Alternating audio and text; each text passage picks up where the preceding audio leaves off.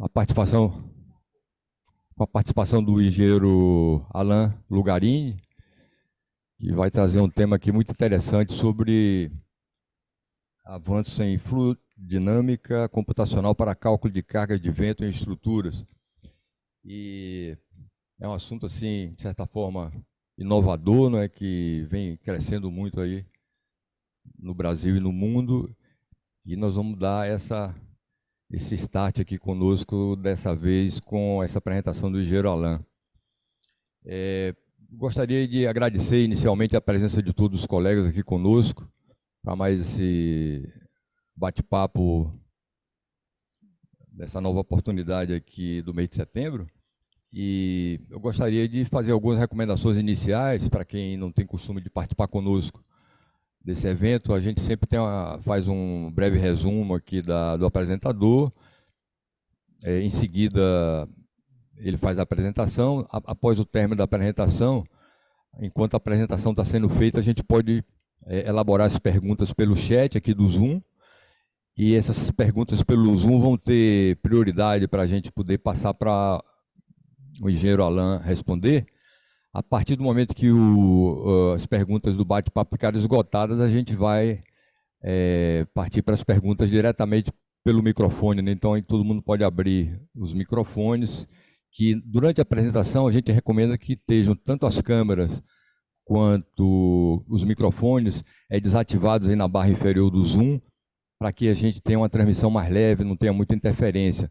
Também os sons ambientes não interfiram na apresentação, né? Não fiquem saindo no computador de todos os participantes. Então a gente pede isso, que esses microfones e câmeras fiquem desligados. A partir do momento das perguntas do chat, a gente, quando abrir o bate-papo, então podem abrir as câmeras e os microfones. Vou fazer uma pequena apresentação do engenheiro Alain Lugarini. Ele tem uma formação, tem o título de doutor em mecânica dos fluidos pela Universidade Tecnológica Federal do Paraná, e também ele é cofundador da Aerocim. Possui mais de 12 anos de experiência em CFD como pesquisador, gestor de projetos de P&D e autor de artigos, patentes e programas. Na Aerocim, desenvolve tecnologia de túnel de vento digital para construções. Vou passar agora a apresentação para o engenheiro Alain Lugarini, para que ele comece a sua apresentação aí conosco. Alain, com você. Obrigado, Adelson. Quero começar te agradecendo pelo convite, pela oportunidade. A gente estava há algum tempo combinando, né, Adelson? Mas acho que aconteceu no momento certo, né? E quero agradecer também o nosso presidente Luiz Aurélio, que está nos incentivando e abre portas para a gente que está desenvolvendo tecnologias para estruturas. Isso. A gente vem de algum tempo entendendo o meio da engenharia estrutural, e são muitas as perguntas, o interesse nesse assunto de fluido dinâmico computacional, de CFD para cargas de vento, e só que as respostas não têm sido tão boas assim, né? Não têm sido à altura das perguntas. É um tema, sim, complexo, não adianta, não adianta fugir disso, mas eu espero nessa apresentação poder esclarecer muita coisa e dar respostas bem satisfatórias para vocês. Um pouquinho sobre minha trajetória. Eu fiz toda a minha formação acadêmica em CFD, na Universidade Tecnológica Federal do Paraná. E no começo do meu contato com o CFD foi como usuário, usando diferentes softwares para diferentes modelos físicos. E daí, mais na segunda metade, já mais como desenvolvedor de modelos, desenvolvedor de softwares, a gente publicou muitos artigos, propriedade intelectual. Eu também treinei pessoas que hoje estão atuando no mercado com CFD. Há 2 anos e meio atrás, eu e um colega, a gente fundou a Aerosim. A gente trabalhava numa ICT, no Instituto de Pesquisa, atendendo a indústria do óleo e gás. E nessa indústria, eles trouxeram um problema para a gente, que eles queriam resolver o movimento turbulento de uma lama de perfuração. Não existia nada que resolvia isso. Então, a gente desenvolveu do zero um novo software de CFD que atendia a esses requisitos. Só que a gente olhou para aquilo depois de um tempo e pensou, pô, isso aqui vai dar muito melhor para a aerodinâmica e vai casar muito bem. Então a gente fundou a Aerosim, a gente saiu do ambiente de pesquisa e universitário, e o nosso negócio aqui é desenvolver tecnologia de túnel de vento digital. Tudo tecnologia própria, o nosso software não é baseado em outra plataforma, e a gente tem o seguinte foco, que é a computação de alto desempenho e alta fidelidade. Vocês já devem ter visto uso através de arquitetos, uso de CFD, e acredito que é muito vantajoso, tem muito a contribuir. A gente tem um viés diferente aqui de desenvolver software de CFD para engenharia. É um pouco diferente. Nessa apresentação, eu dividi em 3 partes. Primeiro, eu vou falar um pouco dos fundamentos da aerodinâmica, que é para contextualizar a natureza do problema. E depois eu vou entrar aqui ao que mais interessa, que é o uso de CFD para carga de vento. O que funciona, o que não funciona, como que as normas no mundo todo tratam esse assunto, e o que vem pela frente. Daí eu termino apresentando resultados nossos da Aerosim, comparações com resultados experimentais e cases de situações que a gente já está atendendo ao mercado. Bom, em se tratando de turbulência, a palavra-chave ou melhor, em se tratando de aerodinâmica, a palavra-chave é turbulência. Em mecânica dos fluidos, a gente tem ali um grupo adimensional que chama número de Reynolds. Através desse número, a gente sabe o quão turbulento, digamos assim, é o problema. Se o problema for turbulento, o fenômeno muda completamente. Ele passa a ser caótico. E ele tem algumas características que tornam muito difícil de resolver. As equações do problema a gente já conhece há 200 anos. São equações fundamentais da física, balanço de massa e balanço de quantidade de movimento. Aqui na equação do balanço da quantidade de movimento, a gente tem um termo não linear aqui na velocidade, e esse termo, quando o número de Reynolds é alto, ele pesa demais nesse balanço aqui e torna a solução caótica. A turbulência ela tem 2 características. A primeira, o escoamento se dá através de turbilhões ou vórtices. Segundo, esses turbilhões eles podem ter uma grande variedade de tamanhos. Ele vai desde um tamanho comparável ao obstáculo que o vento está atravessando, até vórtices muito, muito pequenos, que a gente nem conseguiria enxergar a olho nu.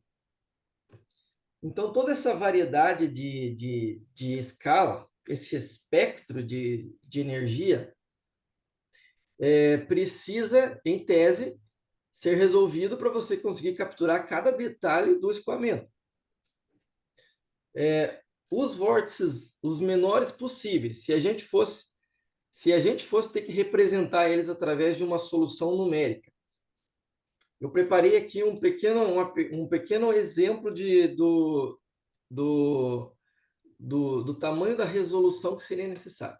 Supondo aqui um edifício alto com 30 metros de largura e um vento de 100 km por hora. Os menores vórtices desse problema, eles têm 0,05 milímetros. E eles giram com uma frequência de 3.000 Hz. Ou seja, você tem aqueles vórtices que têm 30 metros de largura ou até um pouco mais. As estruturas do vento atmosférico, elas têm muito mais do que isso. E você tem aqueles minúsculos.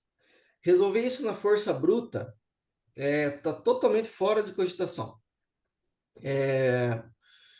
E não tem computador no mundo que resolva exatamente as equações da aerodinâmica, porque o nível de resolução que seria necessário é proibitivo, é fora da realidade.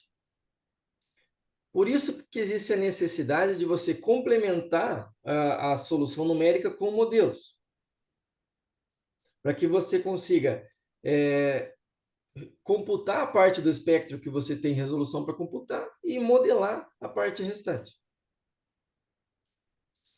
Uma outra característica importante da aerodinâmica é o seguinte, é a sensibilidade à geometria. Aqui um exemplo, isso aqui dá para tirar pela própria NBR 623. Você tem aqui uma edificação com uma seção quadrada e canto vivo. Quando o vento enxerga esse canto vivo, ele separa e ele volta a retornar lá atrás, bem lá atrás da peça. Essa grande distância aqui, ela gera uma grande zona de baixa pressão, uma grande zona de sucção. Por isso a diferença entre a sobrepressão e a sucção atrás fica muito grande e você tem um grande coeficiente de arrasto. Se você tiver um arredondamento nesse canto, essa separação ela é muito mais moderada. E o escoamento ele retorna, ou até mesmo recola na peça, a uma distância muito mais próxima dessa fachada de trás aqui, o solta-vento. Então, essa modificação na geometria fez com que o coeficiente de arrasto caísse para 0,6. Por isso a gente costuma dizer que cada caso é um caso. Principalmente essas características geométricas que ditam aqui aonde que o escoamento separa e aonde que ele recola, tem um grande efeito na carga de vento total sobre uma estrutura. Se você coloca um sensor em algum escoamento turbulento, pode ser um sensor de velocidade, de pressão, de temperatura, de concentração de um agente químico, tanto faz. Se for um escoamento turbulento, o que você vai ter como retorno é um sinal desse tipo. Um sinal aparentemente aleatório. Aqui como exemplo, pode ser um sinal de velocidade. Esse sinal, algumas características a gente pode tirar dele. Ele tem uma média, ele tem um desvio padrão, ele tem picos de mínimo e de máximo. Aí tem as estatísticas de maior ordem também, skewness, por exemplo. E essas propriedades estatísticas, elas vão ser importantes para compor a carga de vento, não só a média. Uma das coisas que vocês podem ter visto por aí é a tal da intensidade turbulenta. Só para explicar rapidamente, ela é o desvio padrão dividido pela velocidade média naquele ponto. Essa é uma definição, ela dá a noção do quão flutuante ou oscilante é esse sinal.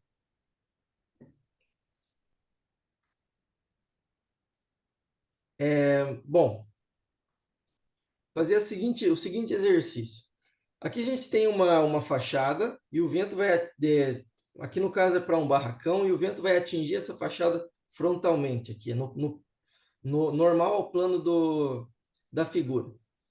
Nesse ponto zero, a gente está medindo a pressão e ele retornou esse sinal aqui, esse sinal que está no gráfico.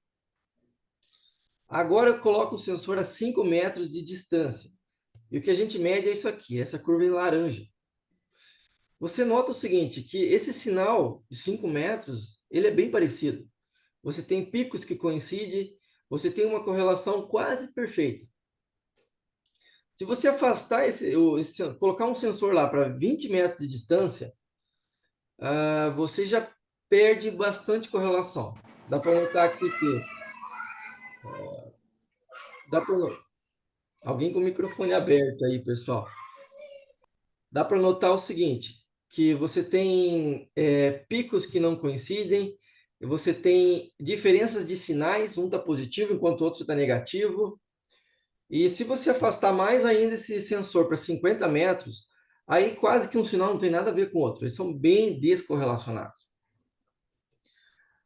Dependendo da área de influência que você precisa para ter aquela pressão resultante, colocar isso com uma uma carga em projeto estrutural, você vai ter uma carga significativamente menor do que naquele ponto P0 ali. Porque essas flutuações de alta frequência, elas podem se cancelar. A definição de coeficiente de forma, que tem na norma brasileira, inclusive, tem outras normas também, é como se fosse aquela pressão resultante em uma determinada área. Essa área a gente chama de área de influência. Quanto maior essa área, menos correlacionadas são aquelas pressões internas. Na norma brasileira, como que isso está refletido? Está refletido no tempo de rajada. Você tem lá classe A, 3 segundos, elementos de 20 metros. Daí tem a classe B, 5 segundos, classe C, 10 segundos. Aí você tem um anexo A para elementos mais largos ainda. É essencialmente o mesmo efeito. Apesar de que eu acho bastante confuso a forma com que está feito na nossa norma, das principais normas do mundo, é a única que faz desse jeito, mas o fenômeno físico está representado ali.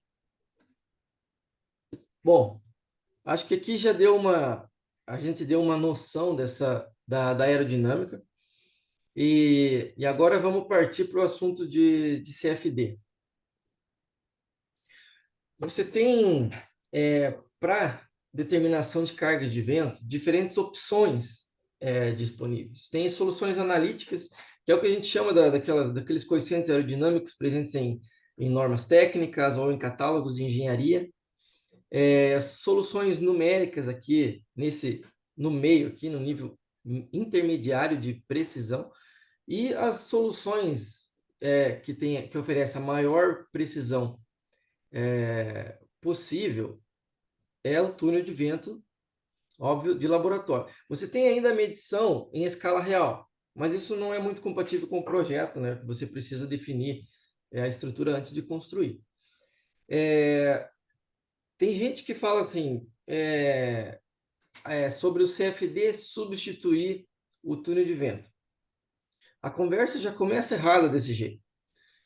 Aqui você tem diferentes alternativas de solução para diferentes estágios de projeto, diferentes fases e diferentes categorias de estruturas. É dessa forma que isso deve ser visto.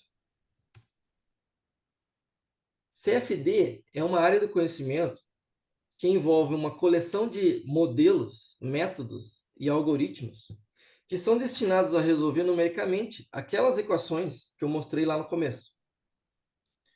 E é extensivamente aplicado na engenharia, para diversos tipos de produtos.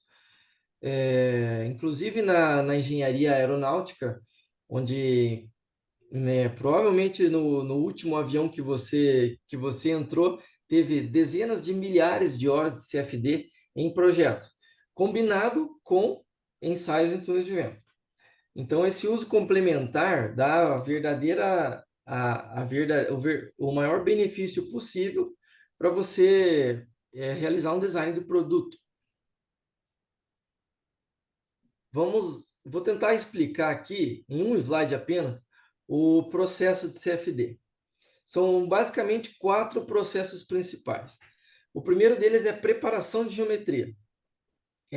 A geometria ela pode chegar em diversos formatos para a gente, mas esses formatos ainda não estão prontos para a gente levar para o próximo passo de geração de malha.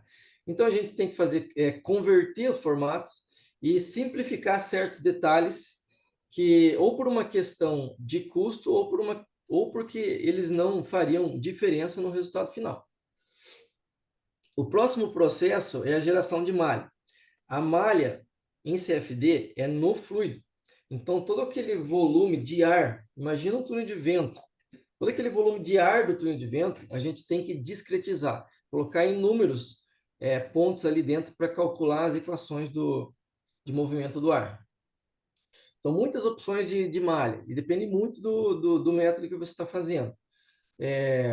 Você tem muitas decisões aqui, muitos julgamentos, critérios de qualidade de malha, e tem um negócio que a gente chama de teste de independência de malha, que é basicamente o seguinte: você tem uma malha lá padrão, e aí você faz uma segunda com o dobro da resolução. Se o resultado medido mudou muito, a malha que você está usando ela ainda não está pronta. Você tem que continuar refinando. O resultado ainda não está independente da malha. E aí você tem o próximo passo aqui, que são a definição dos métodos de CFD.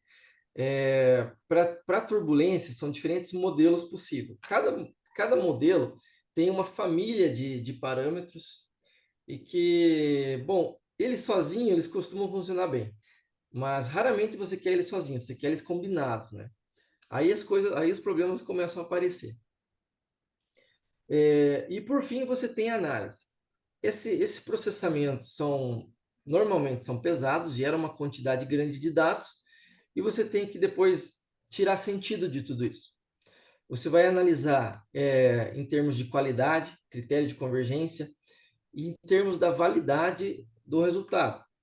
Não é muito difícil você conseguir um resultado, mas você conseguir um resultado certo, a conversa pode ser bem diferente. Esse diagrama dá a entender que o processo é linear, bem comportado, mas na verdade é muito comum a gente chegar num determinado passo intermediário aqui e ter que voltar lá para o começo. Então, tem muitas iterações aqui no meio. Naturalmente, se você tem um processo com muitas decisões e julgamentos no meio do caminho, o resultado final depende da experiência da equipe que está executando. Acho que isso não é muito diferente de outros tipos de serviço. Então, é importante sempre verificar a experiência da equipe que está executando. Para turbulência, o que é que existe? Basicamente, duas abordagens. Você tem uma primeira abordagem, que é uma solução média da turbulência. Então, aquele sinal lá que eu mostrei, que até está ilustrado aqui novamente, esse primeiro método a gente chama de Hans, ele te dá a média, apenas a média, ele não te informa esse sinal aqui. A história não termina nele, né? Você tem métodos transientes que te dão esse sinal aqui efetivamente, com níveis de resolução conforme a simulação foi dimensionada para resolver. Para carga de vento, como eu estava mostrando anteriormente, você não quer aquela resultante média na área de influência. Você quer a resultante de pico. Pode ser positivo, pode ser negativo. Você pode ter, inclusive, os dois sinais. Então, muito obviamente, esse método estacionário aqui, ele não é apropriado para se determinar cargas de vento numa estrutura. Qual que é o problema? O problema é que esse método aqui estacionário, ele é muito acessível, em comparação aos métodos transientes, que são muito caros. Tão caros que, usando softwares padrão da indústria para esse tipo de simulação, a gente chama de LESS, isso aqui pode ficar até mais caro do que um túnel de vento de laboratório, se você precisar fazer todas as mesmas direções de vento. Então, como você tem aqui um método muito acessível, que está presente aí há 30 anos, a imensa maioria de trabalhos, de resultados que são mostrados e que são vistos, se referem a esse tipo de resultado. É claro que a pessoa vai emitir opinião a respeito do que ela viu e vai dizer, olha, esse negócio não é bom para carga de vento. Então, a mensagem mais importante que eu tenho para deixar nessa apresentação é o seguinte: CFD não é um método. CFD é uma área do conhecimento. Se você olhou um resultado estacionário, você olhou um resultado de um método. Se você olhou um resultado transiente, você olhou outro método. Você tem diferentes oportunidades de usar ambos, né? Então, a gente sugere o uso do método estacionário numa fase mais arquitetônica do projeto, você ter estimativas da carga de vento, você já conseguir ir direcionando principalmente a forma geométrica da edificação. Já para uma etapa de projeto preliminar estrutural, ou mesmo projeto executivo, dependendo da característica, a gente sugere que se use necessariamente o método transiente.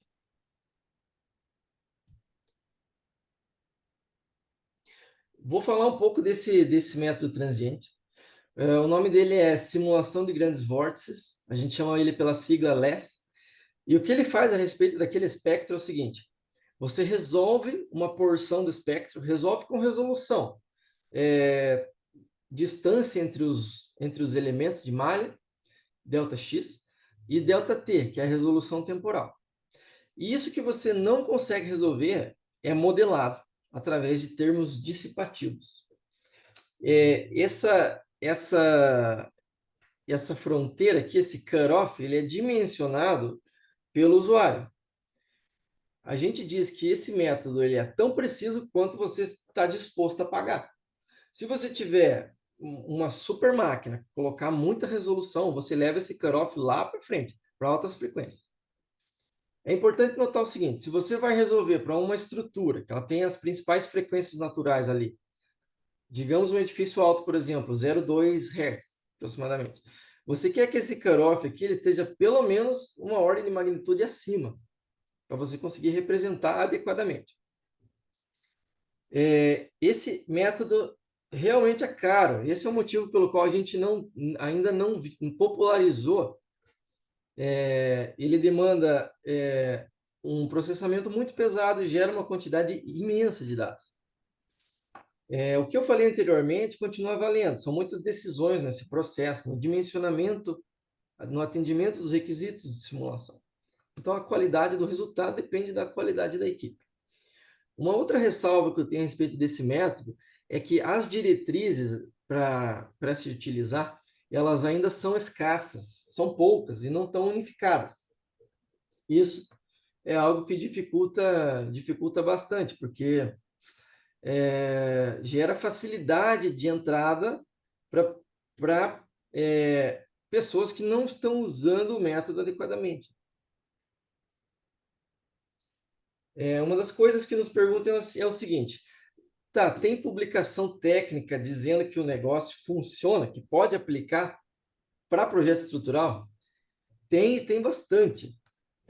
Todos esses artigos que eu selecionei só das principais revistas científicas.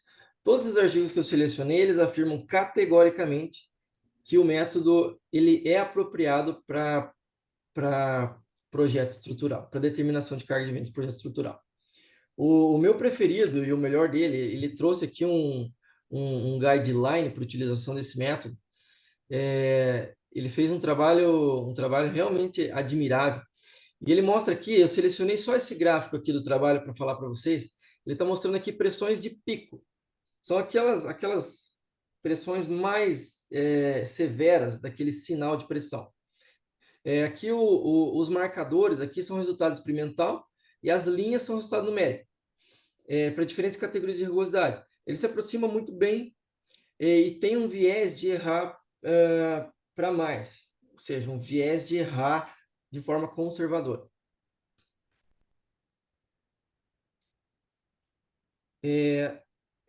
Agora eu quero falar um pouco das abordagens normativas para uso de CFD para cargas de vento.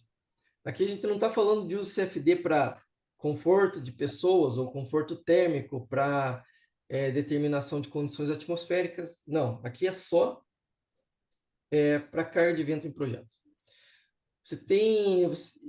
A gente classificou aqui as abordagens normativas em três maneiras. A primeira delas é a seguinte: sem menção. Não se fala nada, não se menciona CFD na norma. Não fala nem que pode, nem que não pode, não dá nenhuma recomendação ou um caminho. Essa é a abordagem da nossa norma nacional. Também é da versão vigente da norma europeia. Existe um parágrafo na norma europeia que fala assim: olha, você pode utilizar métodos numéricos devidamente validados e tal, mas por deixar assim de uma forma muito genérica, a gente considera que ela cai aqui nessa classificação sem menção. A segunda classificação a gente chama de afirmativa. Essa norma, de fato, ela se posiciona. Ou que pode ou que não pode. Então, você tem as normas que não permitem. Tem a ISO de 2009. 2009, essa norma já faz algum tempinho que está em vigência. Muita coisa aconteceu de lá para cá.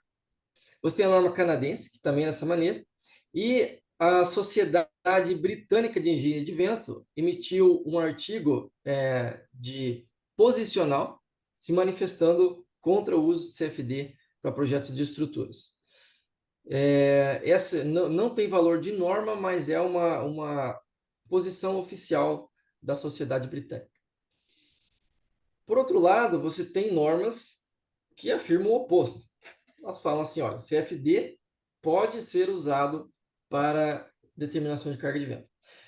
Dentre essas, a principal é a japonesa.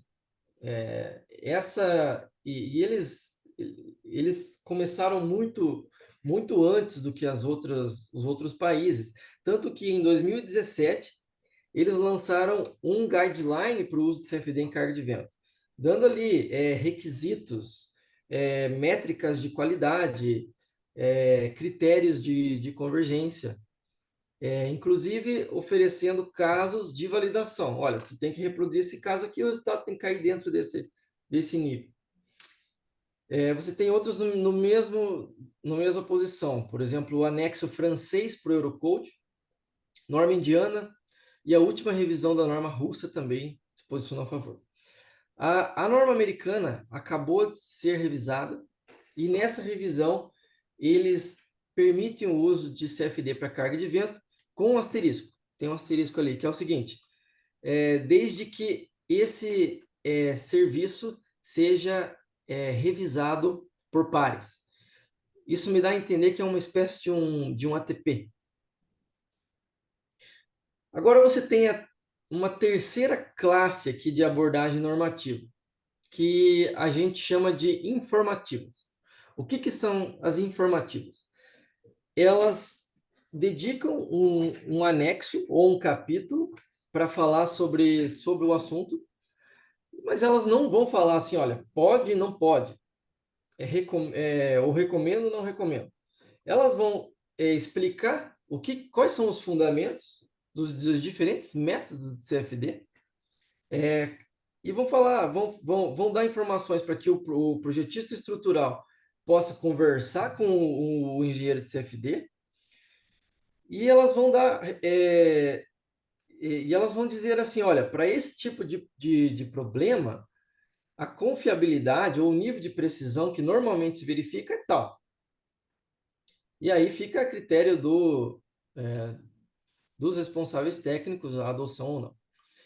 Você tem aqui, dessa maneira, o anexo italiano do Eurocode, fazendo isso, e o Eurocode está em revisão, previsão de ser publicado no ano que vem, e ele vai trazer um anexo com esse caráter informativo também. O que é essa abordagem informativa, e que provavelmente vai ser a tendência de todas as normas que forem revisando esse assunto daqui para frente? E ela vai falar o seguinte: olha, né, o anexo italiano está falando o seguinte: confiabilidade de diferentes métodos de CFD para diferentes categorias de problema estrutural. Aqui você tem LES e RANS. Para LES, eu selecionei alguns aqui para comentar. Forças em edificações. Ele dá aqui, para projeto preliminar, confiabilidade alta. Para projeto detalhado, ele dá confiabilidade alta para média. Para vortex shedding, que é um problema que dá muita resposta ressonante em estruturas, ela dá para projeto preliminar confiabilidade alta, para projeto detalhado confiabilidade média. Para flutter, que é uma instabilidade aerodinâmica, você precisa de uma análise aeroelástica para isso daqui. Ela dá confiabilidade baixa com o método LES. Essa questão da confiabilidade, isso aqui são coisas debatíveis, provavelmente cada norma vai trazer uma tabela com uma classificação diferente. Isso aqui evolui com o tempo, claro.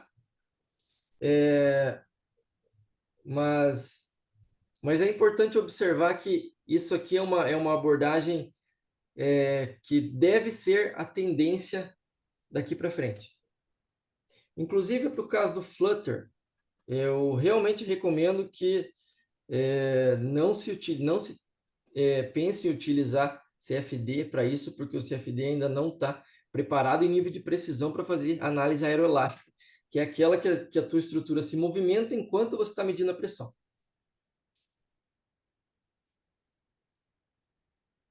Agora, pessoal, eu quero falar um pouco dos nossos resultados e do nosso trabalho aqui na Aerocim.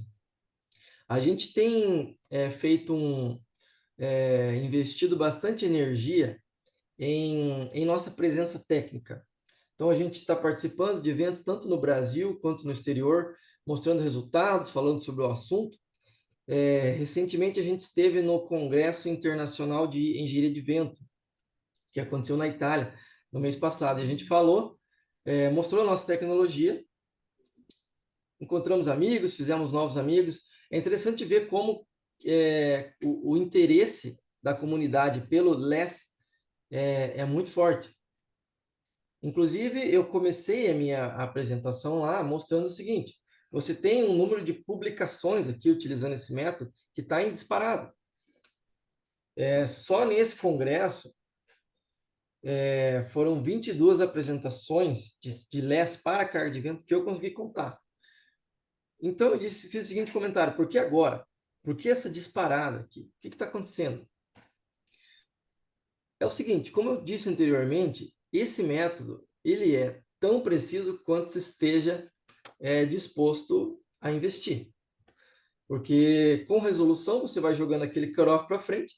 A maioria dos problemas em LES se resolve de duas formas: resolução, amostragem. E ambos custam. Só que desde que se inventou a computação, todo ano o custo de processamento cai. Então chega um determinado momento que esse método passa a ser enxergado como viável para uma determinada aplicação de engenharia. Várias outras indústrias já estão utilizando, outras ainda não, por causa da complexidade do problema. Qual que é a questão da viabilidade aqui para a nossa realidade de projetos estruturais? Isso aqui é um comparativo de desempenho. Aqui na esquerda, a gente tem o método padrão da indústria para CFD, o método dos volumes finitos. Você tem aqui o resumo da obra é o seguinte: para resolver uma direção de vento num servidor de grande porte, é um servidor que a gente opera em nuvem, não tem isso no escritório. Ele leva aproximadamente 3 dias e meio para resolver uma direção de vento. A gente fundou a Aerocim porque tem uma coisa que a gente sabe fazer muito bem, que é trabalhar com tecnologias de desempenho computacional. A gente usa um outro paradigma de CFD, que se chama método de Lattice-Boltzmann, e o mesmo caso, com os mesmos requisitos, a gente roda em 7 horas. Então, como a gente viu ali que a gente tinha um benefício ali em ordem de magnitude para trazer para o mercado, aí a gente resolveu entrar de cabeça nesse assunto. Existem algumas diferenças importantes aqui em resolução. O LBM, devido às suas características, a gente necessariamente tem que trabalhar com uma resolução maior do que do método dos volumes finitos. Eu vou mostrar alguns resultados de simulação agora. A primeira coisa que a gente precisa fazer é reproduzir corretamente o vento atmosférico.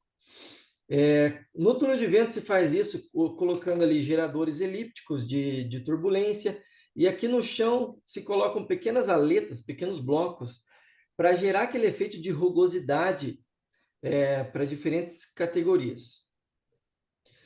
Aqui nesses gráficos, o que a gente está mostrando? A linha é o resultado esperado, é o resultado previsto em norma.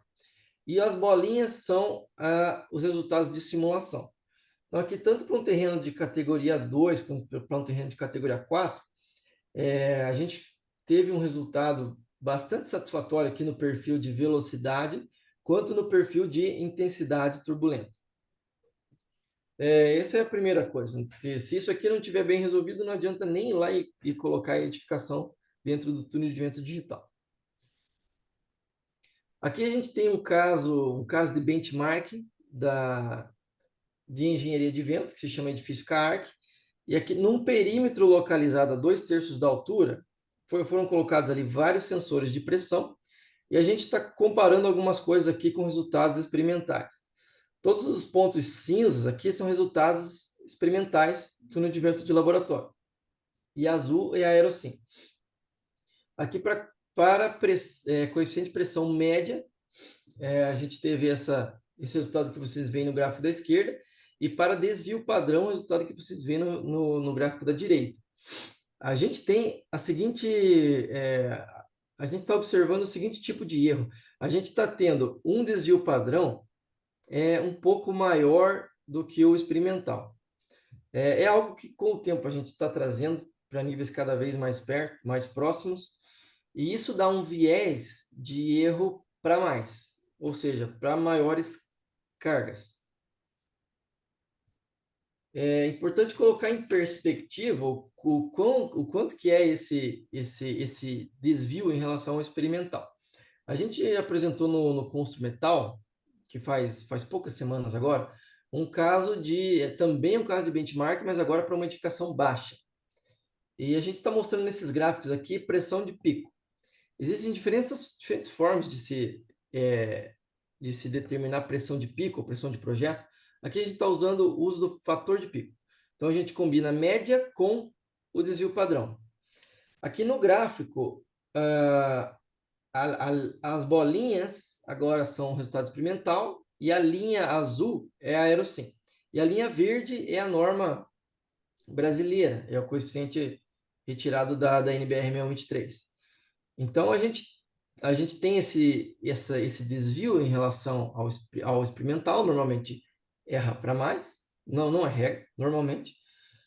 Mesmo assim, a gente chega muito mais perto do resultado experimental do que as soluções analíticas são capazes. Isso é óbvio, né? Porque você tem toda uma simplicidade geométrica nas soluções analíticas. Esse daqui é um caso que a gente é um caso piloto de um edifício alto. Esse caso ele está sendo supervisionado pelo engenheiro Augusto Pedreira, que inclusive nós agradecemos muito por proporcionar essa oportunidade. E o que a gente está fazendo aqui é o seguinte: a gente está comparando a mesma situação que foi medida no túnel de vento. O edifício de interesse nosso é esse edifício central aqui. Tem um vizinho aqui muito alto, e isso gera muitas assimetrias no escoamento, porque ele gera uma grande esteira, uma grande zona de alta turbulência. Por isso ele é um caso interessante de se testar. E também tem essa vizinhança aqui que tem sim um grande efeito no resultado que é medido. A gente recebeu a análise modal do engenheiro estrutural para a gente combinar essas medições aqui, jogar no modelo massa molar amortecedor da dinâmica da estrutura e medir duas coisas: carga estática equivalente e acelerações. Aqui, nesse primeiro slide, eu estou mostrando as cargas aerodinâmicas médias. Aqui o edifício ainda não tá em movimento, ele está paradinho. As bolinhas verdes aqui são resultado experimental, e a azul ou roxa são resultados da Aerosym. A gente está olhando aqui força resultante x, y e momento de torção. Você nota que a gente segue essa tendência, em geral, com proximidade dos resultados experimentais. Em alguns casos, a gente mede uma força maior, por causa dos mesmos motivos que a gente estava afirmando anteriormente. E agora, nesse slide, são as cargas estáticas equivalentes, ou seja, são o resultado da combinação da medição por CFD-LES, com a análise dinâmica da edificação. As cargas estáticas equivalentes, aqui a gente está comparando picos de máximo e de mínimo. Aqui se repetem as mesmas conclusões anteriores, né? A gente segue a tendência, e a maioria dos desvios ali são relativamente pequenos, mas para alguns casos a gente teve uma grande diferença. A que se deve isso aqui? Se deve a uma característica do método que a gente usa de instabilidades numéricas. É algo que a gente está aprendendo a resolver caso a caso. A gente sabe quando ele se manifestou e agora, muito em breve, a gente vai repetir esses casos aqui, porque a gente gerou uma nova versão do nosso software com vários aprimoramentos. Vamos ver o que sai. Um, um serviço que a gente já está atendendo ao mercado e que a gente está sendo bastante requisitado é o serviço de calcular o fator topográfico. A gente faz o seguinte, a gente combina o projeto de terraplenagem com a topografia do entorno. A gente obtém isso de dados públicos, normalmente são medições por satélite, e a gente consegue fazer uma maquete digital bem larga, com raio de até 1.500 metros. Quando você vai aplicar soluções analíticas para o fator topográfico, devido à simplicidade da solução, normalmente você considera ali do pé do talude até a crista. Você acaba ficando com valores altos, né? Mas o terreno real não é assim, né? Ele não começa aqui no pé do talude. Aqui a Barlavento você pode ter um morro, você pode ter um vale, diferentes tipos de situação. Aqui, esse trabalho de validação a gente apresentou no CBPE desse ano, no Congresso Brasileiro de Pontes e Estruturas. Nesses gráficos, as bolinhas verdes são experimental, a linha azul, a Aerosim, e a linha vermelha é a solução da norma brasileira. A gente observa, e não só a gente, isso é um fato conhecido na literatura, que na crista do talude, as soluções analíticas das principais normas, elas tendem a errar para cima. Aqui no caso, bem ali na crista do talude, ele daria algo em torno de 1,6 para esse exemplo aqui, enquanto que a medição deu 1,35 aproximadamente. Porém, longe da crista, conforme você vai se afastando, aí o erro da norma já é ao contrário, aí ela já erra para baixo. Os nossos clientes, como óbvio, você vai construir sobre um platô, você vai aproveitar o terreno, construir perto da crista. Então, os nossos clientes, eles estão encontrando essas grandes oportunidades de economia através dessa solução de fator topográfico. Às vezes me perguntam com antecedência se vai dar economia ou não, e eu sempre falo o seguinte, olha, a gente não vende redução de carga, a gente vende redução de incerteza. Baseado na experiência com esse assunto de fator topográfico, a gente já consegue antecipar alguma coisa. Mas o resultado final, é óbvio que a gente vai ter que respeitar, né? Esse é o caso de fator topográfico para uma obra ali em Budas Artes, onde os taludes ali realmente eles ficaram com um desnível bem alto, ali, com 50 metros de altura aproximadamente, e a gente foi chamado para calcular o fator topográfico, e o feedback do calculista da estrutura foi de importantes economias de material estrutural aqui nesse caso. O fator topográfico para essa aplicação, ele reduziu aqui de aproximadamente 1,6 para 1,3. Então, acabou... E esse fator ainda é elevado ao quadrado, né? Isso acabou fazendo uma grande diferença. Um outro serviço que a gente também já está prestando no mercado é o coeficiente de pressão externa para essas edificações baixas, que a gente considera como se fossem estruturas rígidas para o efeito do coeficiente de pressão externa. Esse aqui foi um galpão de 40 mil metros quadrados em Contagem, Minas Gerais, e a gente resolveu aqui diferentes direções do vento. Aqui à direita aqui do laser do mouse tinha um talude, esse talude fazia uma curva aqui. Na direção zero, a gente notou o seguinte, bem aqui numa faixa inicial da cobertura, os coeficientes de pressão externa, eles são elevados devido ao efeito ventúlio e ao efeito topográfico. Quando a gente coloca na maquete digital o terreno mais a edificação, você não precisa considerar o fator topográfico separadamente. Vai colocar S1 igual a 1 no projeto. Porque o efeito da topografia vai estar representado nos coeficientes aerodinâmicos. Numa direção aqui oblíqua, que inclusive é uma direção que não tem solução em normas, a gente encontrou o pior caso aqui, nesse canto, porque esse talude que fazia a curva aqui, ele ficava com maior desnível justamente na curva. Na norma, você tem a possibilidade de usar um coeficiente de forma bem baixo, ali, de menos 0,2, da metade para trás da cobertura. O que acontece? Essas grandes coberturas bem extensas, o escoamento que separa aqui na borda, ele recola não muito distante da borda. Então, a gente notou através das medições que aqui, numa faixa consideravelmente grande aqui, o escoamento já tinha recolado e o coeficiente já tinha baixado para menos 0,2. Bom, esse é um resumo. Eu acho que dá para fechar por aqui, mas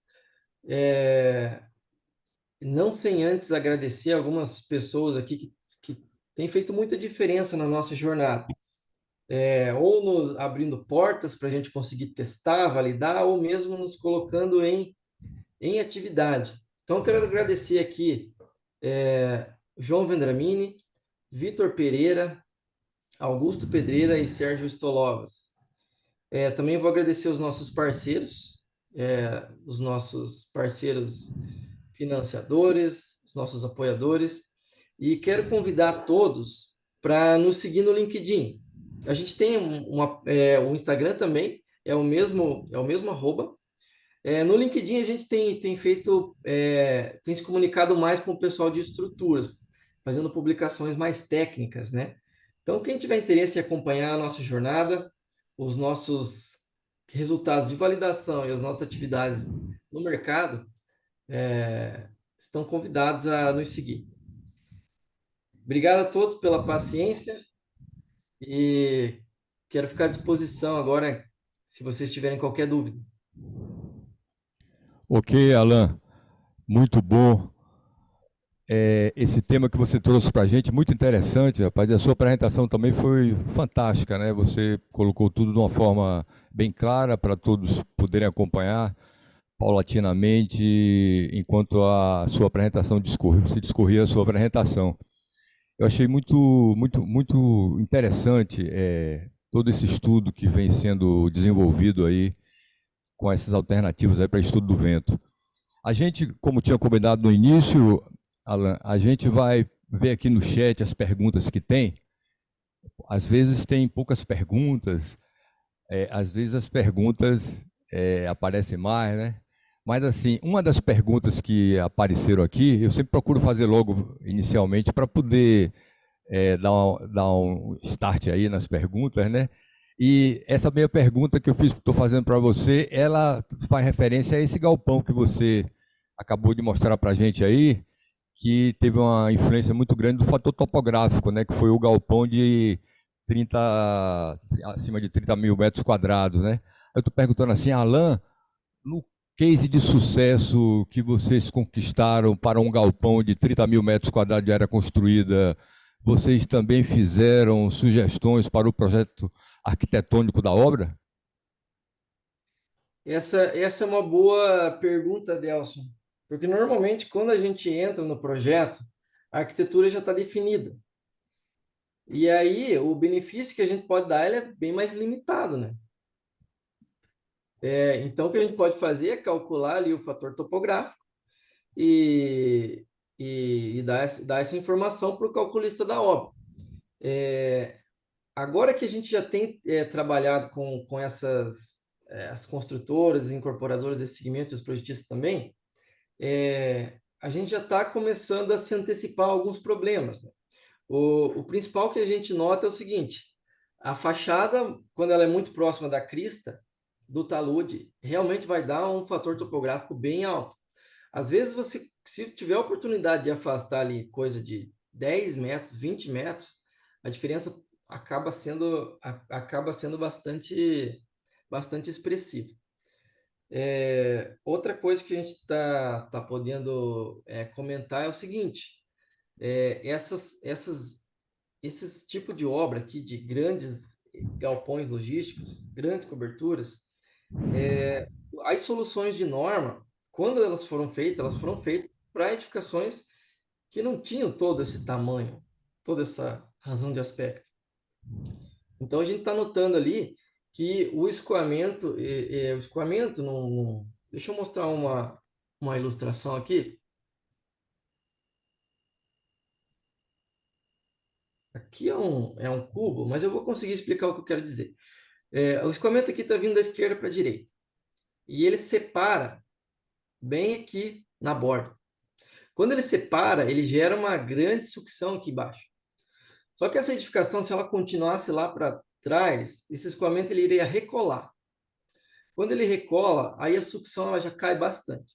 Então a gente está conseguindo mostrar que essa zona de sucção, ela de baixa carga, ela é bem maior do que normalmente as soluções analíticas indicam.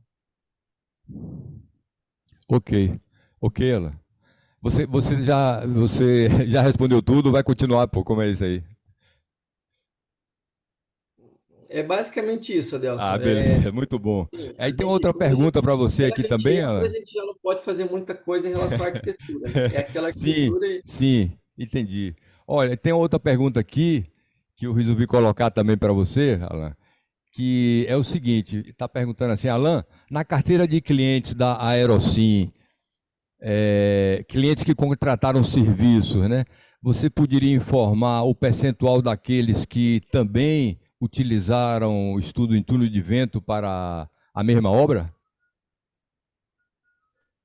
ahn, a gente não teve nenhum caso em que o cliente ele fez os dois, o túnel de vento digital e o experimental. O que eu sempre digo é o seguinte: se você tiver condições de prazo e orçamentária, a melhor solução que você pode adquirir é o túnel de vento experimental. A realidade ela acaba impondo certas restrições, né? Então, esses projetos que a gente pega, se eles não tivessem feito conosco, eles não teriam feito o túnel de vento experimental. Então, a gente está dando uma solução que é intermediária, né? Que eles não teriam acesso. Ok, certo, Alan, muito bom. Eu gostaria também de destacar as pessoas que se pronunciaram também no chat, mas não fizeram pergunta, né? Eu não sei se você conhece, assim, vou dizer o nome, é o Antônio Stramandinoli Júnior. Alan, parabéns pela palestra, certo? Tem também Grande aqui o João professor. Vitor, que você citou, Deixa eu inclusive falar uma você. coisa, Delcio. Pois não? Professor Stramandinoli, obrigado pela presença. A gente não está muito longe, né? Nós dois somos aqui de Curitiba. Acho que a gente podia se falar mais, né? É verdade. É isso aí, que bacana o professor estar aqui conosco, né? E também o pessoal Aproveitando, do. eu podia fazer uma pergunta.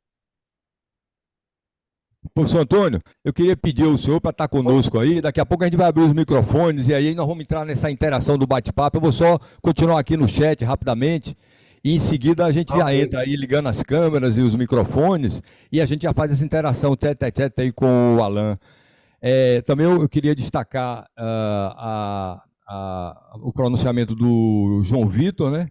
Que eu acho que você citou aí como um dos colaboradores aí da Aerocim. Inclusive são interessantes, Alan, que são todos da ABS, né? São todos associados da ABS, né? Pessoas de destaque. O Augusto já foi presidente da ABS em gestões anteriores. O Vendramini também já foi, assumiu a presidência também em gestões anteriores, né? Foi antes da do Enio Barbosa. E isso é muito bom porque é a instituição que visa a defesa dos interesses dos engenheiros de estruturas, né? E de todo mundo que está envolvido com os assuntos inerentes à área estrutural. Então é muito natural que eles também colaborem aí com estudos, etc., e passando para você e para a Aerocim as informações que vocês precisam para desenvolver esse trabalho de vocês. É muito interessante você ter colocado esse agradecimento, porque a gente toma conhecimento, né, dessa participação de outros colegas também na elaboração desses trabalhos. A gente tem também aqui, Alan, Manuel Rodrigues, dizendo: Alan, parabéns pela apresentação. Também Manuel. o Abimael Goulart, né, também Martins, parabenizando. E o Ademar está fazendo uma pergunta aqui. O Ademar ele é o diretor da Regional Aracaju, né? Nós trabalhamos juntos aí na Regional Aracaju, estamos na diretoria. Então, o Ademar está perguntando o seguinte: Alan, parabéns pela apresentação. Uma matéria extremamente relevante para análise estrutural, dimensionamento. Foi excelente a sua apresentação. É o Ademar aí colocando. Vamos seguir. Muito obrigado, Ademar. Vamos seguindo então também com a Mona Lisa. Mona Lisa Deprá. A Mona Lisa está fazendo uma pergunta lá. Vamos ver o que ela está perguntando aqui. A Alan, além do fator topográfico, coeficiente de arrasto, pressão, quais outros parâmetros conseguimos obter com auxílio do software? Algo em termos de vibração, deslocamento? Sim, Mona Lisa. Só que são etapas diferentes de análise. O que a gente está desenvolvendo por enquanto aqui na AeroSim é a medição. Deixa eu ir lá para o slide do edifício, que vai ficar mais claro. Então, aqui a gente teve um túnel de vento digital, e nesse edifício aqui, que era o nosso caso de interesse, aí a gente pode medir todos esses coeficientes aerodinâmicos que você mencionou. Tem o coeficiente de pressão, que é uma estatística local, tem coeficiente de forma, que é uma resultante em uma área, e tem coeficiente de força, que é uma resultante em um volume, em um corpo. O que você pode fazer com isso depois? Você pode pegar essa informação e jogar no modelo de dinâmica estrutural. Aí você vai ter as respostas da estrutura, as acelerações e a carga estática equivalente, que ela é o seguinte: para aquela máxima deformação da estrutura, qual que é a força estática que precisaria estar atuando para gerar aquela deformação? É isso que significa a força estática equivalente. Além disso, Mona Lisa, esse tipo de tecnologia ele tem outras aplicações que não são estruturais. Em alguns países se utiliza para conforto de pedestres, porque existem normas nesses locais para o impacto de conforto de pedestres. Se utiliza também, eventualmente, conforto térmico, também fazem bastante análise de CFD. Dispersão de poluentes também é uma área que usa uma tecnologia igual ou similar.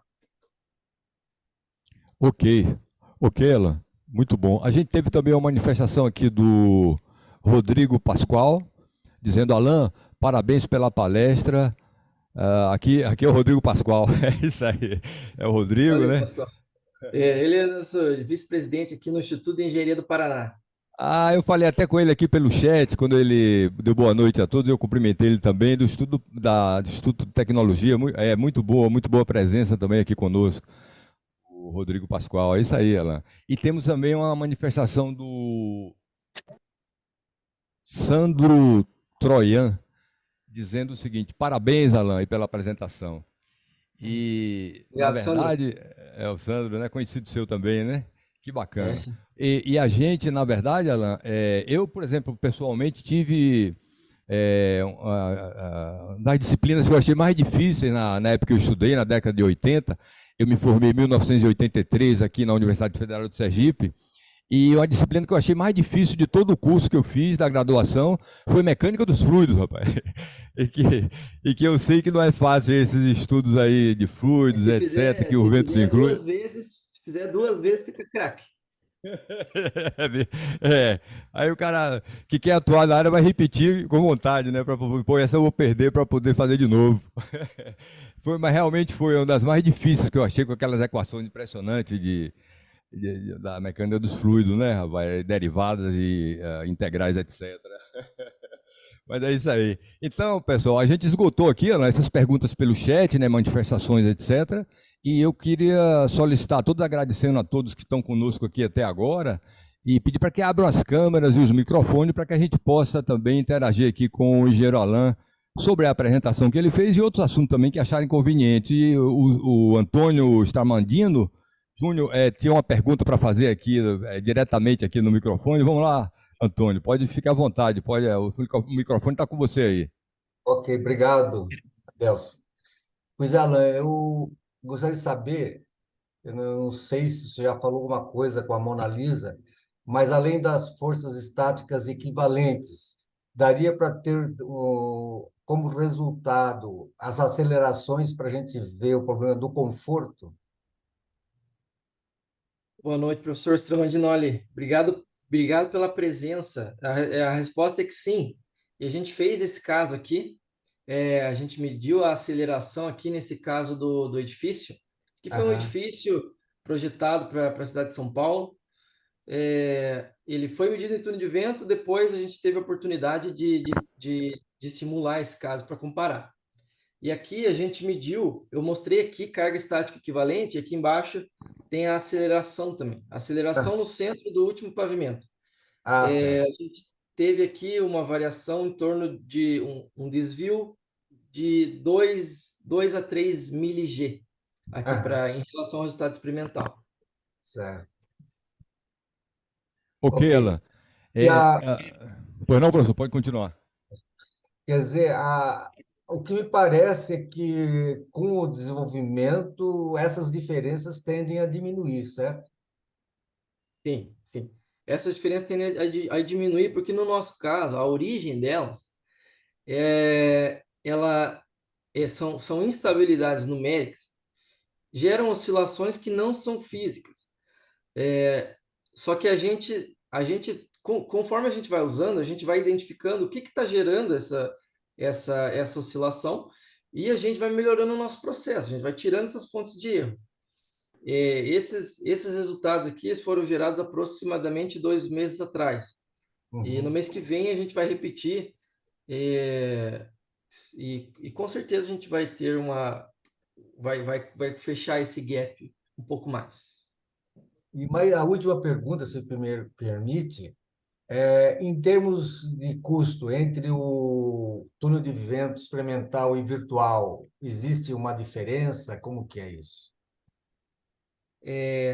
Sim, existe uma diferença sim. Se você utilizar o software tradicional, provavelmente vai ter que restringir a quantidade de direções do vento para o negócio não ficar até mais caro do que o ensaio de laboratório.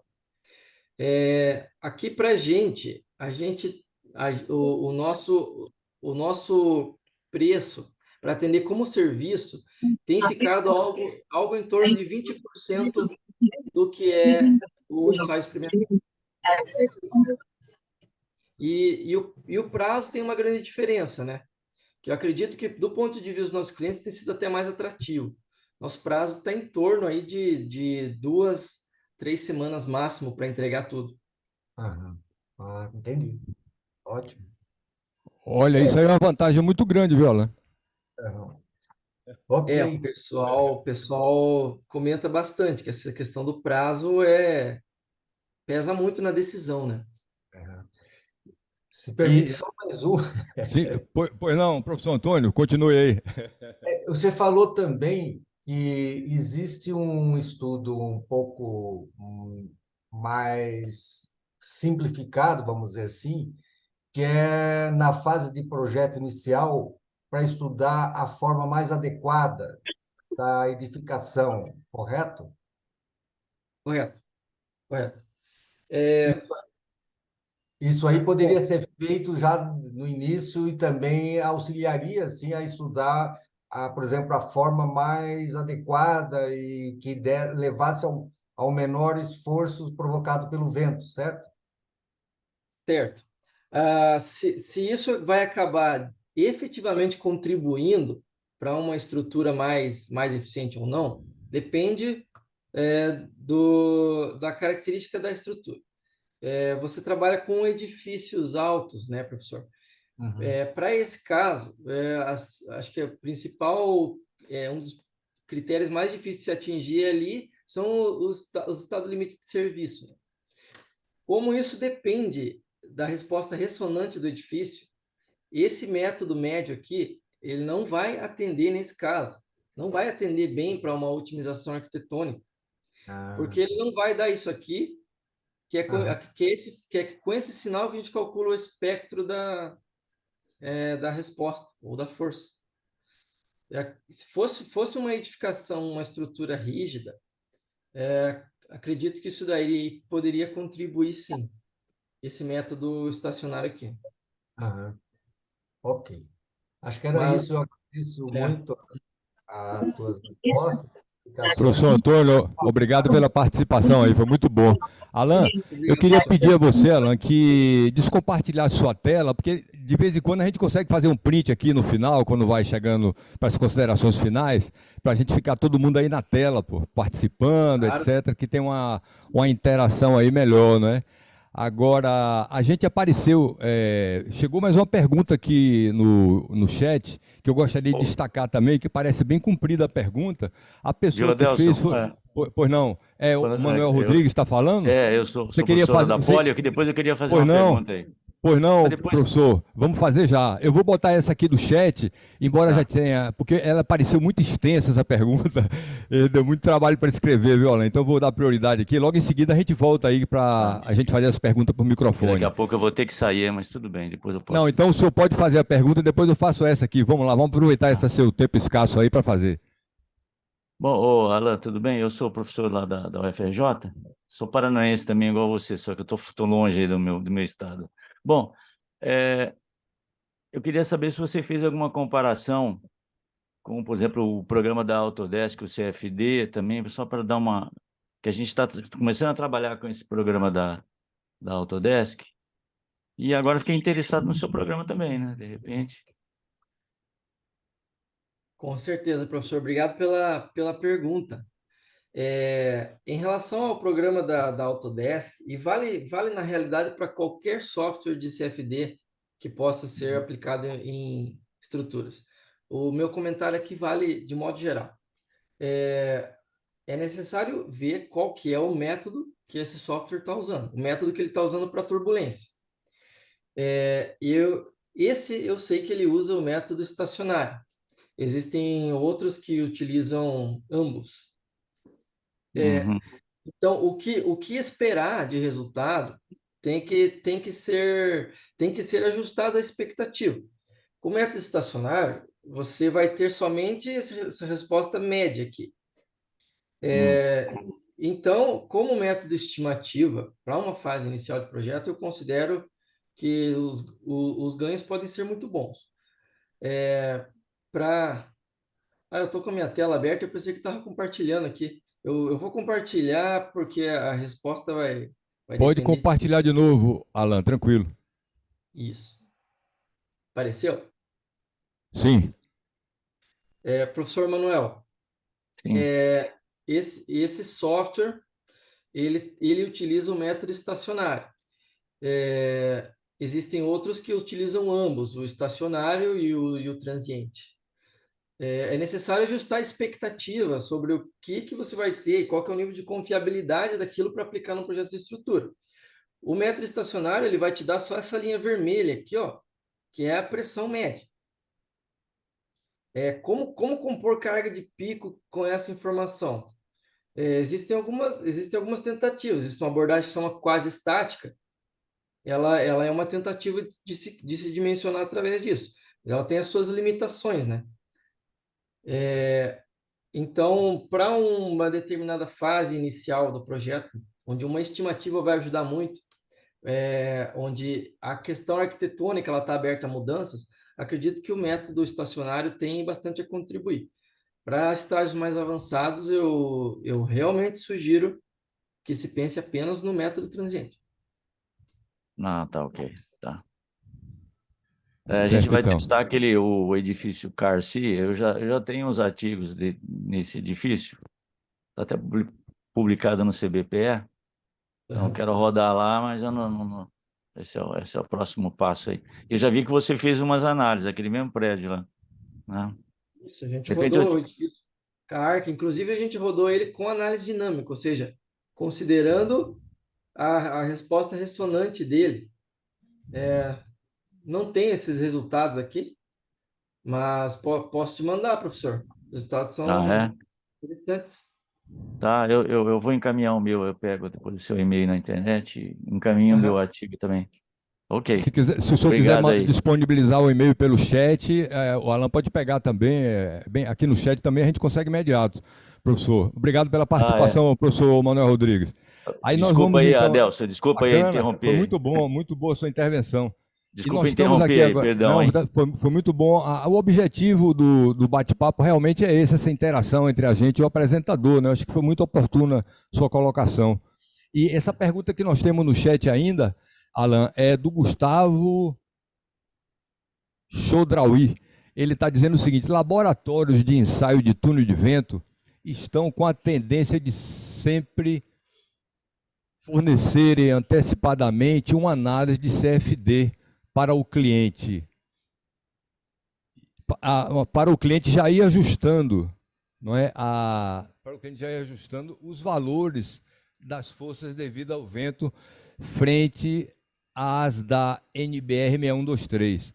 Até o resultado do ensaio fica pronto? Quer dizer, é uma pergunta que ele está fazendo. Laboratório de ensaio de túnel de vento estão com tendência de sempre funcionar antecipadamente, fornecerem antecipadamente uma análise de CFD para o cliente, já ir ajustando os valores das forças devido ao vento frente à norma NBR 6123, no momento até o ensaio ficar pronto. Seria isso, a primeira pergunta, são duas, parece. Adelson, podemos pedir para o Gustavo Sim, entrar aí? boa noite. Eu entrei aqui, Ah, boa noite. Eu estou falando. boa. A Isso aí é pergunta, melhor. Vai eu aí, tinha pô. feito mais cedo aqui. Boa noite, prazer, tudo bem? Boa noite. Eu até tinha conversado com o Alan, acho que faz alguns anos, né? Trabalho na Codema Engenharia. O Túlio lá intermediou a conversa e tal. É bem interessante o seu software. Eu perguntei isso porque a gente já fez alguns ensaios, né, de túnel de vento para prédios, para estádio de futebol e etc. E Aham. tem casos que realmente dá muita diferença o resultado do ensaio em relação à norma brasileira, porque a norma tem um escopo, né, uma abrangência, obviamente, coisas que saem muito do padrão são diferentes, não tem jeito. E a gente viu que em alguns casos o laboratório já tinha embutido, até uma vez eu conversei com o pessoal lá da Windtech, né, e o Matthew, e aí ele falou, vocês podem contratar o túnel de vento, que vai demorar um prazo, como você comentou, mais elevado, tem o valor, mas antecipadamente, entre aspas, embutido no pacote, a gente já forneceria um resultado de análise CFD, que às vezes você dimensionou pela norma a estrutura. Aqui falando de forças, né, para fazer dimensionamento estrutural. Não estou comentando, por enquanto, questão de conforto de usuários nos arredores, pressão de vento na fachada para elementos de vedação, que seriam outros itens também que, né, normalmente, dependendo do caso, o túnel fornece. O CFD também, provavelmente, com ajustes, como você comentou. Mas aí, ele já até tinham comentado, tem uma tendência, porque se você dimensionou aí para uma força de 10 pela norma, e no túnel de vento, por exemplo, vai chegar que vai dar 14, para você não ter esse estouro, entre aspas, e perceber um problema lá na frente, onde você às vezes já avançou num detalhamento, num cálculo mais avançado, o CFD já nesse um tempo mais curto, já te falaria, o 10 da norma, já, pelo CFD já deu uma força de 12. Então, o 12 você já vai fazendo um ajuste, na hora que vier o 13 ou 14 do túnel de vento, né, de resultado, você já está um passo um pouco mais para frente. Aí minha pergunta foi, você vê como uma tendência dos laboratórios começarem a fornecer esse CFD já num prazo mais curto, para você não ter esse gap, às vezes muito grande, né, de tomar um susto, se por acaso o resultado do túnel de vento deu uma força muito maior, e às vezes pelos prazos que a gente tem, né, nos projetos, você já vai avançando, a hora que você percebeu lá que deu uma força muito maior, você tem que sair refazendo, reforçando as peças. E se nesses casos a Aerocim contribuiria para esses laboratórios com essa análise de CFD, ou eles têm programas próprios quando usarem, né? Seria isso. Entendi, Gustavo. Prazer falar contigo de novo, cara. Sim, essa tendência é muito forte. A gente sabe disso porque a gente conheceu esse pessoal muito recentemente no Congresso Internacional de Engenharia de Vento, e a gente começou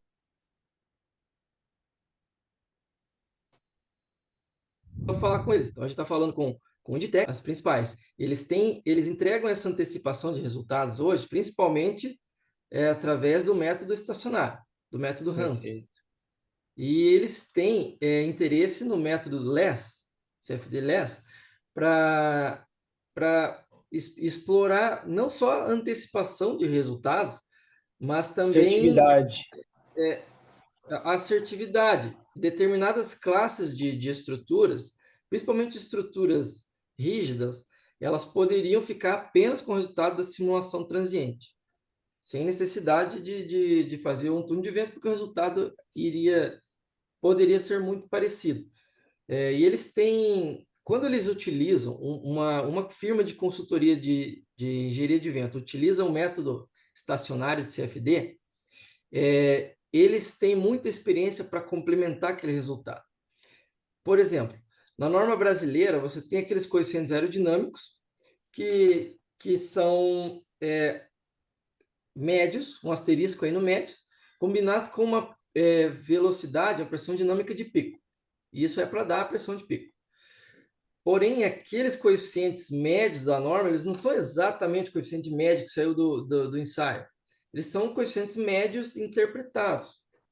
Porque tem vezes que a pressão de pico dá maior. Então, o pessoal de túnel de vento, eles têm essa experiência para interpretar os resultados e já dá para você um resultado, mesmo que estacionário, um resultado ali que vai se aproximar muito mais do resultado medido do que a solução de norma. E nos ensaios de túnel de vento, a gente tem visto os ensaios que o objeto de estudo ele é rígido, né? E o outro passo seria já você fazer já com uma rigidez equivalente à rigidez que você faz no seu modelo numérico, etc. Mas nesses casos já são um caso mais avançado, né? Que aí já demandaria uma complexidade bem maior. E eu vejo que a gente tem visto menos isso ainda, mas realmente o CFD tem entrado muito em pauta. O software de vocês eu vi que é bem interessante, então a gente em breve deve ter uma conversa com vocês mais próxima sobre o software, porque a gente tinha feito umas avaliações pelo Autodesk, pelo robô e outros programas, a gente está avaliando isso, mas em breve a gente deve ter uma conversa com vocês novamente. Parabéns pela palestra e pela apresentação novamente. Obrigado pela resposta. Obrigado, Gustavo. Esse segundo teste que você mencionou aí é o teste aeroelástico. Isso. Quando o período de oscilação da estrutura é muito lento, você não precisa. Mas se o período ele for mais rápido, aí você precisa fazer o teste aeroelástico. Esse daí, por CFD, atualmente, eu descarto. Mas o teste aerorrígido, aquele primeiro lá, é o que a gente já vem fazendo. A gente chegou a fazer ensaios em túnel de vento na época no Canadá, para o São Paulo Corporate Towers, são aquelas duas torres, né, bem parecidas no Parque JK ali do lado de São Paulo. Depois a gente fez outros ensaios para outros prédios, por exemplo, o Hospital Mater Dei Salvador, fizemos na Inglaterra, a Arena MRV aqui em Belo Horizonte, fizemos na Inglaterra também, com a consultoria do Stolovas, né, que você comentou aí, e excelente, né, entendedor do assunto, né, um amigão nosso. Então, isso daí realmente tem uma tendência muito grande para esses prédios que têm uma arquitetura, uma geometria arrojadas, muito diferenciados. Realmente a gente tem que partir para essas outras análises para ter uma assertividade melhor, como você bem comentou. Isso aí. Obrigado. Muito bom, Gustavo. Valeu por sua participação também conosco aqui, ilustrando com sua pergunta aqui o nosso bate-papo.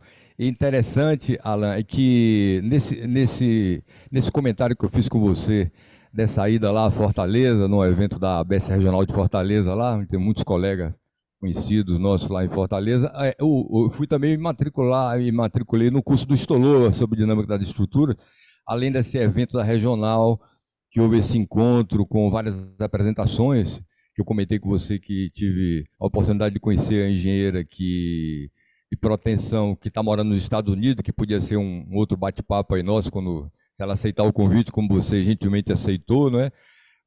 Então, isso aí seria muito interessante. E o Stolova estava lá, então, uma pessoa também da ABS, né, muito conhecido nacionalmente, e é muito bom saber que ele também está colaborando aí com o trabalho da Aerocim, né? E eu queria, eu disse a você, eu disse, Alan, você sabe que no mínimo é 1h30, pô, já estamos aqui quase 2 horas, 1h50, eu lhe disse, né? Pô? Tá vendo aí? O período é esse aí, é mais ou menos isso. Então, você teve uma apresentação acima de 45, mas já teve muita pergunta realmente, né? E o que acontece é que a gente, antes de chegar nas considerações finais, eu gostaria de abrir para as pessoas que ainda tiverem interesse de fazer alguma pergunta, algum comentário. A hora é essa, antes do encerramento dos agradecimentos aí finais, né? Se alguém tiver, pode usar do microfone. E eu não sei se você sabe, Alan, eu até agora não consegui fazer isso, mas se você sabe, tirar um print aí da tela, eu pedi para todo mundo ligar as câmeras, a gente fazer aquele print para sair na propaganda aí das redes sociais da ABS, né? Isso aí é muito importante, quem puder. Você sabe tirar o print aí? Eu Alan, você sei, sabe? sei tirar um print. Eu vou tirar um print aqui. Vamos ver Ah, como é que vai beleza, ficar. então. Deixa eu ver se todo mundo ativa as câmeras, né, para a gente estar aqui, todo É, mundo aparecendo, né, pô? Quem não, tem que ligar as câmeras para o print quem sair não bonito. ativar, ó, o Ricardo aí, quem não ativar as câmeras, poder também ter uma foto aí para colocar, né, no perfil, para a gente poder fazer esse encerramento nosso aqui, com esse assunto tão interessante que o Alan trouxe aqui para a gente, né?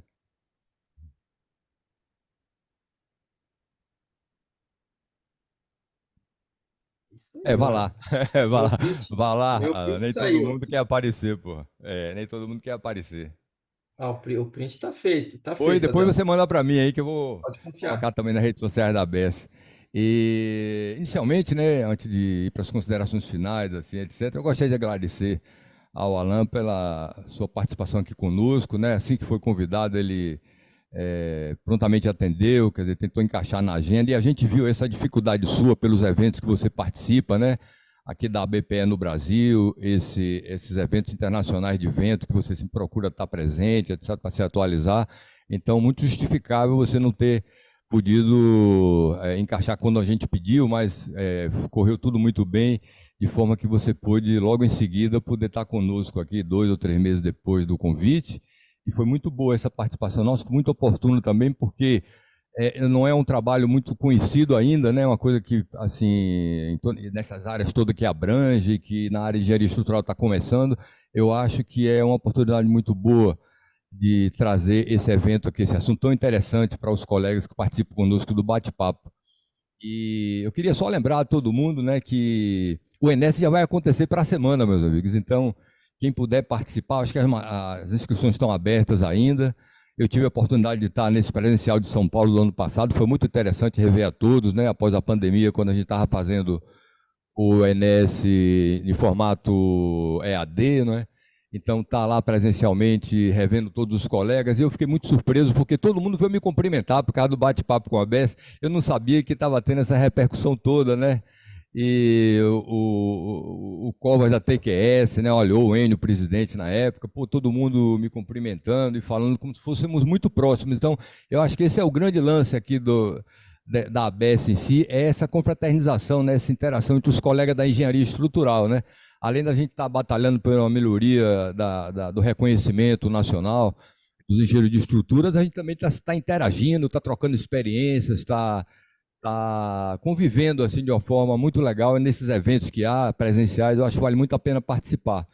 Então, esse Enes está próximo aí para a semana já, e espero reencontrar muitos colegas que aqui participam conosco, lá em São Paulo, nessa apresentação do Enes. A gente queria agradecer também, sinceramente, a todos os colegas que puderam participar conosco hoje. Quem não pôde, com certeza depois vai assistir também pelo canal da ABS no YouTube, porque fica disponibilizado lá, a partir de 48 horas, mais ou menos, a Elane da Secretaria Executiva da ABS disponibiliza lá no canal da ABS no YouTube. Tanto ela quanto a Renata também, que são pessoas da Secretaria Executiva e que tanto têm colaborado na continuação desse nosso evento mensal do Bate-Papo com a ABS, que agradecendo a elas que têm com tanta prontidão preparado os folders, ajudado na divulgação no site da ABS, nas redes sociais da ABS, fazendo com que nós estejamos aí ao alcance dos colegas de todo o Brasil.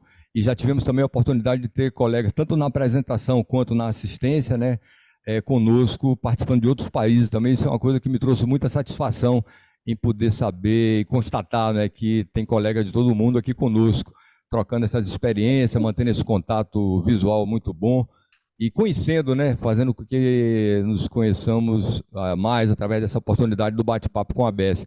A gente vem realizando esse evento desde fevereiro de 2021, e procuramos realizar mensalmente. Para o mês nós temos também um outro grande assunto e estaremos divulgando aí apropriadamente na época certa, para que vocês possam também acessar o link do Zoom e participar conosco de mais um evento aí do Bate-Papo com a ABS. Agradecendo aí ao engenheiro Alain pela disponibilidade de estar aqui conosco, trazendo esse assunto muito interessante, que todos gostaram. Foi uma apresentação excelente, realmente. Ficamos muito entusiasmados com tudo que aconteceu aqui nesse bate-papo de hoje. E agradecer a todos. Pois não, Ademar? Eu queria a ABS Aracaju, né? Caplan, muito obrigado por aceitar o convite. Realmente o bate-papo e a palestra foi excelente, um tema extremamente relevante. E, como bem disse o Adelson, a gente patrocina e faz esse trabalho mensalmente. Também falando que sexta-feira nós temos também aqui, vocês não vão ter a oportunidade, mas nós temos também o almoço com a ABS. Vai ser sexta-feira, com o tema sobre concreto protendido, que é um evento que nós fazemos a cada 2 meses. E a todos os participantes, aos que fizeram perguntas e aos que não fizeram também, a ABS Aracaju agradece imensamente essa palestra, engrandece cada vez mais a ABS Nacional, a ABS Aracaju. Muito obrigado, Alain, pela apresentação. A apresentação foi excelente. Viu? Valeu, Ademar. Pessoal, até uma próxima oportunidade, se Deus quiser. Um grande abraço a todos, hein? Boa noite. Alain, muito obrigado mais uma vez. Grande abraço. Obrigado, Adelson, Ademar. Obrigado pela oportunidade. Obrigado a todos pelas perguntas, pela participação. Tchau, tchau.